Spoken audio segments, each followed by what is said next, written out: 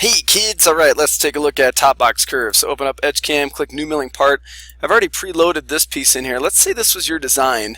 You had a neat little spline here, and then you decided, hey, I'm going to fillet these edges because it looks cool. That's not going to work because this bottom distance from this corner to the bottom of where that fillet is has to be a minimum of 0.45 inches, and I can guarantee you right now it's not, because I know the overall height of this is 0.75. So 0.45 should be more than halfway, and that is not more than halfway up that face. So make sure you go back in Inventor and measure that. If that's shorter than that, it's not like, oh well, it's like you're going to mill into the clamp and sparks are going to fly, you'll break the bit, people will be screaming and crying. So don't do that. This one is not going to work. We're going to have to use my other top of curve for this demo. So we're not going to save that one. And so here it is. So I'm going to orient this so that the long ways is this way because I need my CPL in this bottom left corner. Click my stock fixture button. Auto stock should be selected, it usually is. And then go to geometry, create CPL, origin through 3 points. Then we make sure that little blue box shows up for that corner, then the bottom right, then the top left. I'm using the scroll wheel to zoom in so I can find it because that CPL is in the way. And then I'm scrolling out and then I click that. Now my CPL looks great. I'm going along the y-axis, x-axis, and then z-axis straight up. So feature finder, I can click this. It's not going to find anything. It's just going to find the top surface, which is fine. That's what we want. Now we go to manufacturer mode. So you should just have one feature. You might have a couple depending on your design. And then click OK as long as it's set ProLite 1000. Now this one is a really kind of cool here. We click parallel lace. And then I'm just going to click the top of the surface. Now if you got a really weird geometry, it might not be that simple, but just give it a try. Click it once, hit enter twice, and now we go into here. So tooling, we want this to make sure that you say optimize. Really important it goes back and forth or you're going to be in the milling room forever. I'm going to set this to 50%. That means that it's going to go 50% of the bit over. I have a 1/4 inch bit, so it's going to go half the width of the bit over for the next pass. That might make sense here in a little bit. I'm going to set my lead radius to 0. I don't believe that I need one. It's going to make it go a little faster. So tooling I want to be at 40, 20, 5,000 is our maximum. Diameter 0.25, and I'm going to do a corner radius. It's 0.125 because we're going to use a ball mill for this one. And depth is all preset on parallel lace. So I click OK, and then it shows you the path.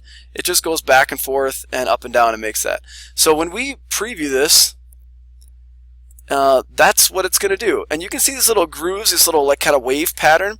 If I did a smaller percentage for crossover, there would be less waves. So I'm going to actually show you that. We don't need to see that finished. And I can go into sequence, this little S tab, and I can double click parallel lace, click OK. Now I can edit this. So if I do a percent step over of 25% and click OK, you can see the lines are twice as close together.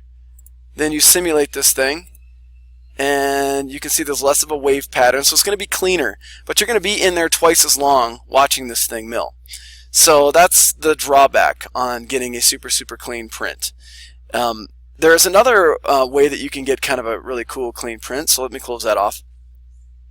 I can do a second parallel lace. So I'm going to click this, click the top, hit enter twice, and this time I'm going to set the angle to I'm going to set this one to 45 degrees.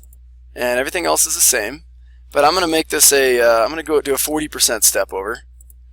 So you can see I kind of have this cross hatch. I'm going to go back to the first one, and I'm going to make it -45 with a 40% crossover. So now they're at 90 degrees to each other. So I have this little cross hatch intersection. Doesn't have to be 50% crossover or 25. I did 40%. So this shows you what it's going to look like. We're going to fast forward this all the way through. And now it's kind of this cool little crosshatch pattern. You can do whatever you want, whatever looks cool to you. In the end, if I wanted this to be totally smooth, this would probably work, and I just take some sandpaper and just kind of lightly sand the top of it, and it's going to take off these bumps in a real hurry and make it really nice and smooth. So this would be perfectly fine. Let me click the X. And again, if you want to edit them, make sure you're in the Sequence tab, not the Features tab. Just double click them and then click the OK button. And then you can edit the features that you've tried and just try different things. So that should be it for this. To export the code, I just click Generate Code, and I click OK. it already exists, so yes, I'm going to overwrite this, put my name, BT, and we don't want a tool change again, so let's get rid of the first one because we can see that one.